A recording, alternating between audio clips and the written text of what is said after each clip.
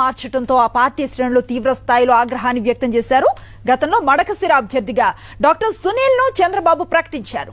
అయితే తాజాగా అభ్యర్థిని మారుస్తూ ఎంఎస్ రాజుకు టికెట్ ను కేటాయించి బి ఫామ్ ను అందజేశారు చంద్రబాబు. ఈ నేపథ్యంలో చంద్రబాబు నారా లోకేష్ ఫ్లెక్సీలను చించేసి చెప్పులతో కొట్టారు సునీల్ వర్గీయులు.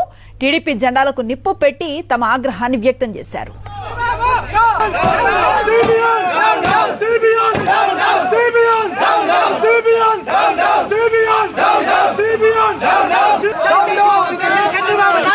దళితులను మోసం చేసిన చంద్రబాబు, దళితులను మోసం చేసిన చంద్రబాబు, దళితులను మోసం చేసిన చంద్రబాబు, దళితులను మోసం చేసిన చంద్రబాబు.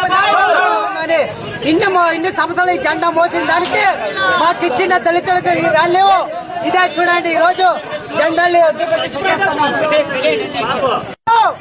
ఆశ్రదించి పంపించని చెప్పాడు. ఇంటూ వెన్నుపోట పొడిచే వాళ్ళు ఈ నారా చంద్రబాబు నాయుడు, నారా లోకేష్ గారు వెన్నుపోట పొడిచే నా కొడుకు వీళ్ళిందో. జగన్మోహన్ రెడ్డి చెప్తుంటాడు వెన్నుపోట పొడిచే వాళ్ళు వీళ్ళు తప్ప ఎవరు లేరు రాష్ట్రంలోని. ఇన్ని సంవత్సరాలు ఈ జెండా మోసిన దానికి మాకు ఇచ్చిన దళితులకు రాలేవు. ఇదే చూడండి, ఈ రోజు జెండాలు ఆశ్రదించి